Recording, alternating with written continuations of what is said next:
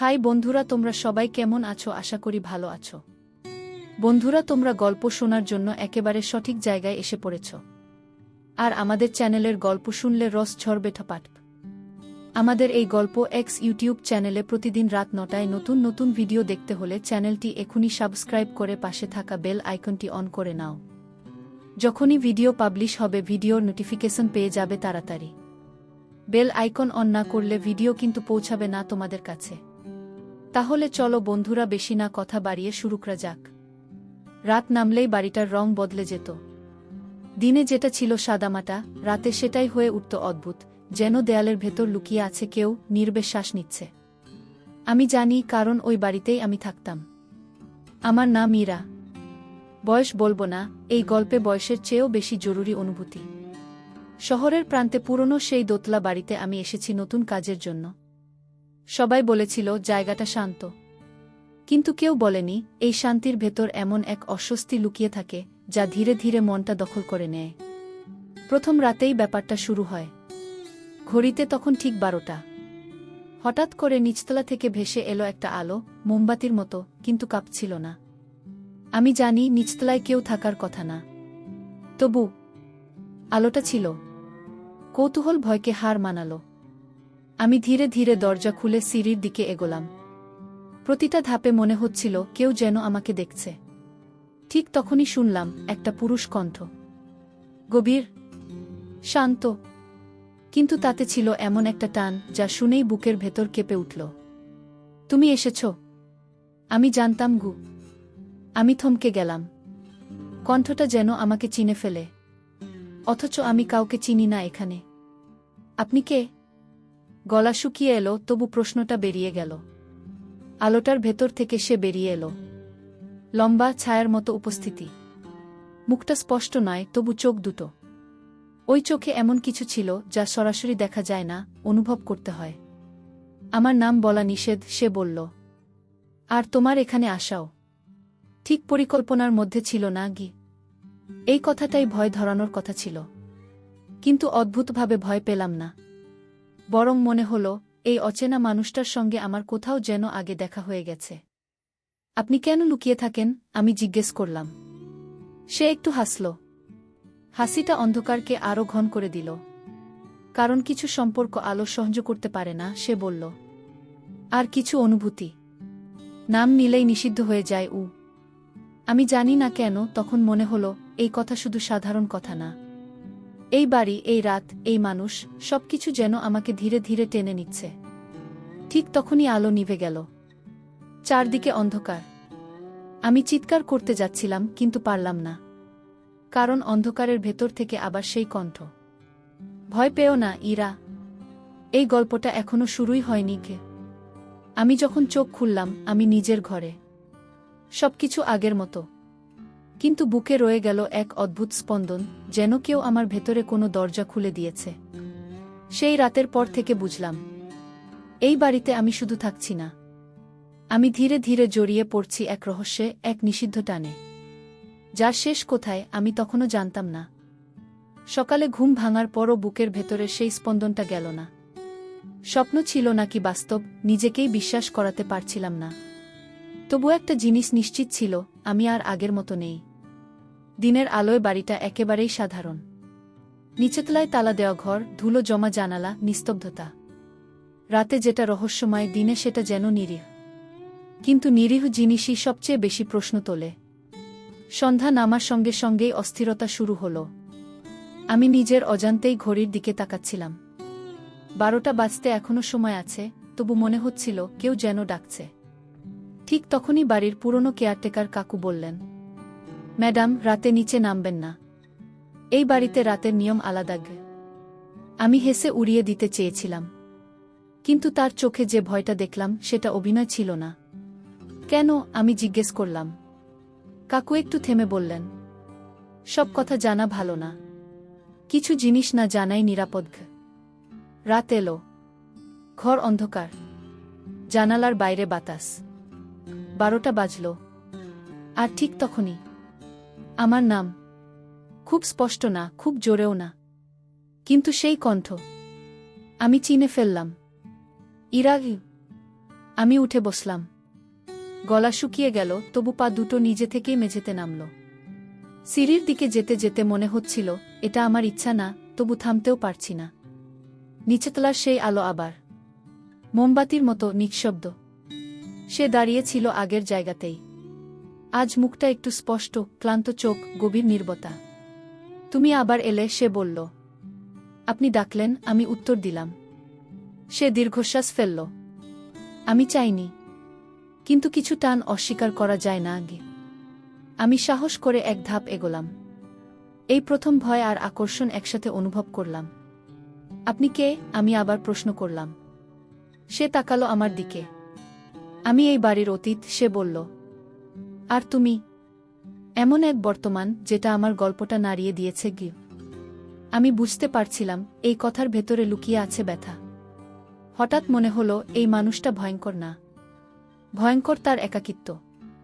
আপনি কেন কাউকে দেখান না? আমি নরম গলায় বললাম। সে হাসল না, বরং বলল, কারণ আমি যাকে দেখাই সে আর আগের মতো থাকতে পারে না আগে। এই কথাটা শুনে আমার বুকের ভেতর কেমন যেন খালি হয়ে গেল। আমি জানি না কেন তখন মনে হলো আমি সেই ঝুঁকি নিতে রাজি। ঠিক তখনই সে হঠাৎ বলল, যদি জানতে চাও তবে প্রস্তুত থাকতে হবে, কারণ এই গল্পে ফিরে যাওয়ার রাস্তা নেই। আমি কিছু বলার আগেই চারদিকটা কেমন ঘুরে উঠল। আলো নিভে গেল। আমি আবার নিজের ঘরে। হাতের মুঠোয় একটা ঠান্ডা অনুভূতি। আলো জ্বালিয়ে দেখি একটা পুরনো চাবি, আর সঙ্গে একটাই কথা মাথার ভেতর ঘুরছে, এই রহস্য আমাকে ছাড়বে না। চাবিটা সারারাত হাতে নিয়েই ঘুমিয়েছিলাম। ঠান্ডা ধাতব স্পর্শ বারবার মনে করিয়ে দিচ্ছিল গত রাতটা কল্পনা ছিল না। সকালে উঠে প্রথম কাজ ছিল নিচতলায় যাওয়া। দিনের আলোয় সবকিছু আবার স্বাভাবিক, কিন্তু আজ একটা জিনিস আলাদা করে চোখে পড়ল। সিঁড়ির নিচে যে দরজাটা সবসময় তালাবদ্ধ থাকত, তার তালাটা বদলে গেছে। পুরনো, ভারী, ঠিক সেই চাবির মতো। আমার বুকের ভেতর ধুকপুকানি শুরু হলো। কাকুকে খুঁজলাম, কিন্তু আজ সে নেই। বাড়িটা যেন ইচ্ছে করেই আমাকে একা রেখে দিয়েছে। আমি চাবিটা তালায় ঢোকালাম, একটানা শ্বাস আটকে রাখলাম। ক্লিক। দরজা খুলতেই একটা পুরনো গন্ধ, কাঠ, ধুলো আর সময়ের। ভেতরে একটা ছোট ঘর, দেয়ালে পুরনো ছবি, কাগজ, আর এক কোণে রাখা একটা কাঠের চেয়ার। আর সেই চেয়ারে বসে সে। দিনের আলোয় তাকে দেখে বুকটা কেঁপে উঠল। এখন আর সে শুধু ছায়া না, মানুষ, খুবই মানুষ। তুমি খুলবে জানতাম, সে শান্ত গলায় বলল। এই চাবি কাউকে না কাউকে তো ডাকবেই গি। আপনি রাতে দিনে দুটোতেই আলাদা, আমি বললাম। সে হালকা হাসল। কারণ রাত আমার সত্য, দিন আমার শাস্তি। আমি ধীরে ধীরে এগোলাম।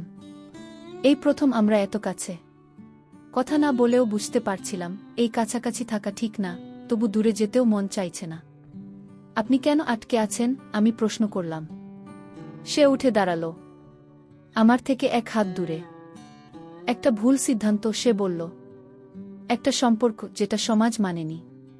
আমি তাকে ছেড়ে যেতে পারিনি, আর সে আমাকে বাঁচাতে পারেনি গি।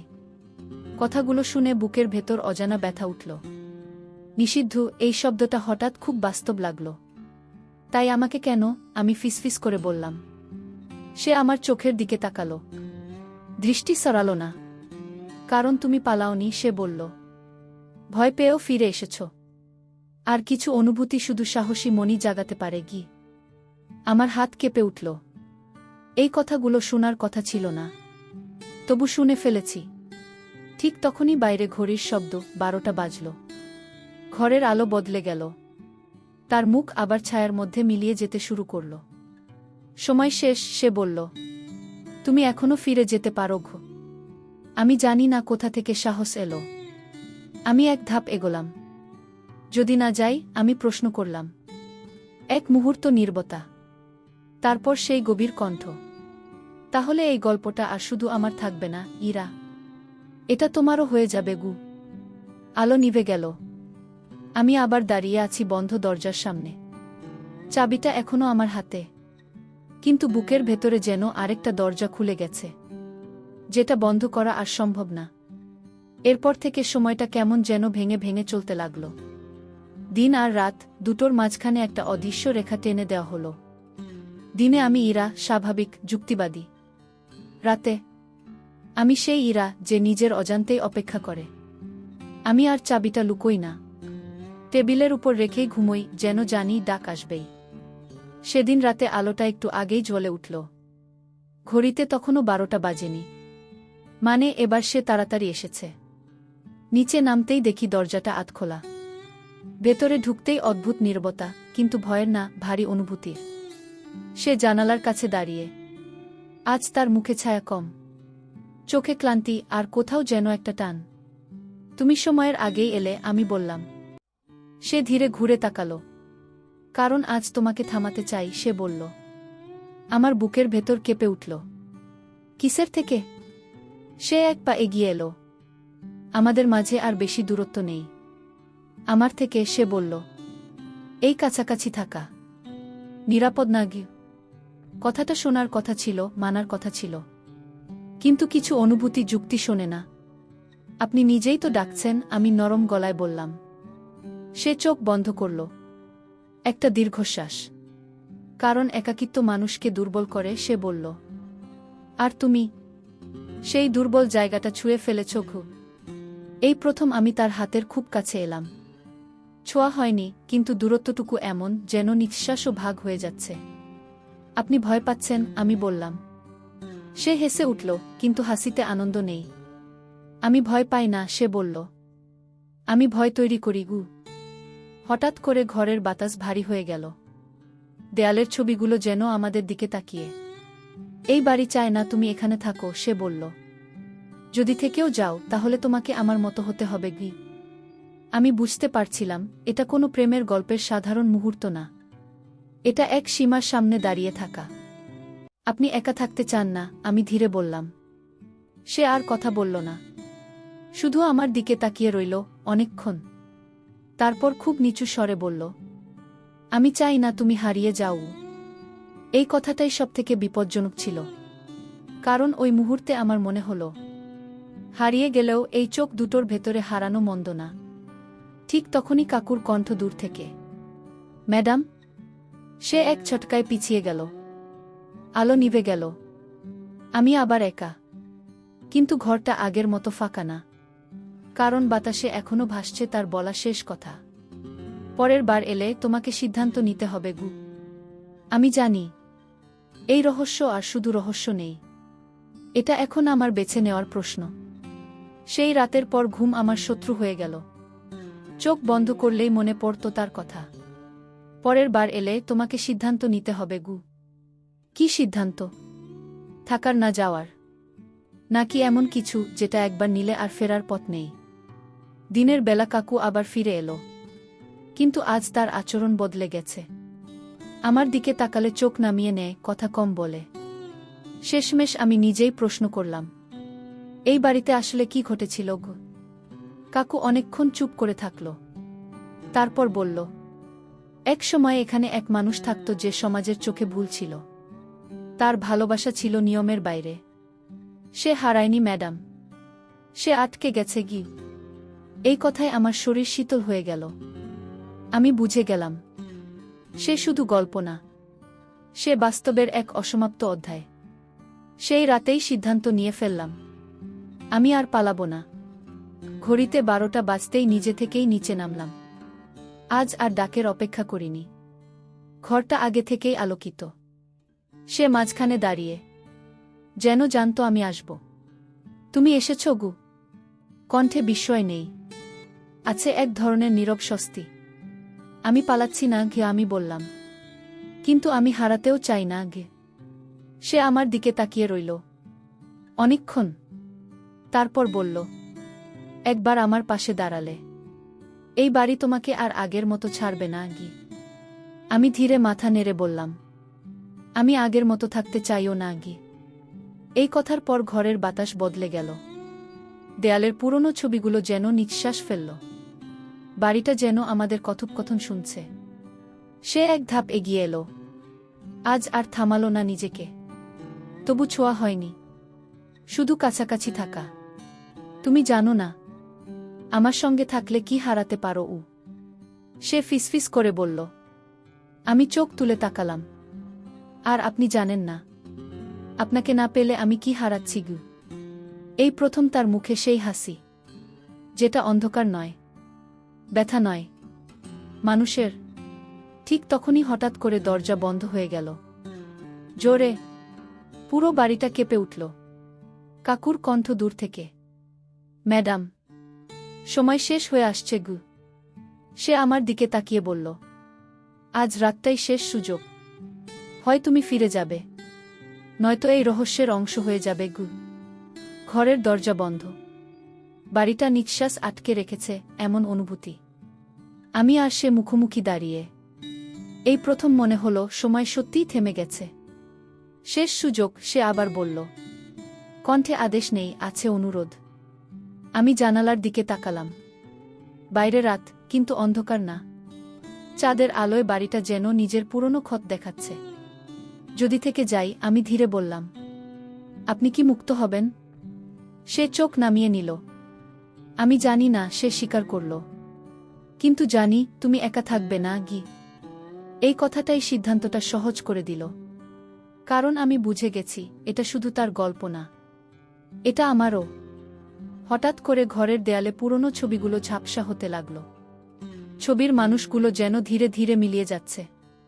বাড়িটা কাঁপছে, কিন্তু ভেঙে পড়ছে না, বরং হালকা হচ্ছে। কাকুর কণ্ঠ শেষবারের মতো ভেসে এলো। ম্যাডাম, এখনো চাইলে যেতে পারেন গু। আমি চোখ বন্ধ করলাম। ভয়ের জন্য না, নিজেকে নিশ্চিত করার জন্য। তারপর চোখ খুলে বললাম, আমি থাকছি গু। এক মুহূর্ত নিস্তব্ধতা। তারপর আলো। ভয়ঙ্কর না, নরম, উষ্ণ। আমি চোখ মেলে তাকিয়ে দেখি, সে আর ছায়া নয়, সম্পূর্ণ মানুষ। চোখে বিস্ময়, যেন নিজেও বিশ্বাস করতে পারছে না। তুমি করলে, সে ফিসফিস করে বলল। আমাকে ছাড়িয়ে দিলে গু। বাড়ির দরজাগুলো নিজে থেকেই খুলে গেল। হাওয়া ঢুকল, তাজা, জীবন্ত। বহুদিন পর এই বাড়ি আলো দেখল। আমি বুঝলাম, নিষিদ্ধ অনুভূতি সবসময় ধ্বংস ডেকে আনে না। কিছু নিষিদ্ধ সাহস চায়, আর সাহস কখনো কখনো মুক্তি দেয়। সকালে যখন সূর্য উঠল, বাড়িটা আর রহস্যময় লাগছিল না, শুধু পুরনো আর শান্ত। কাকু নেই, ছায়া নেই, কেবল আমি আর সে, দুজনেই নতুনভাবে বেঁচে থাকা মানুষ। সে জানালার পাশে দাঁড়িয়ে বলল, সব গল্পের শেষ হয় না, কিছু গল্প নতুন করে শুরু হয়। আমি হালকা হাসলাম, কারণ জানতাম, এই গল্পটা আর শুধু শোনার না, এটা অনুভব করার।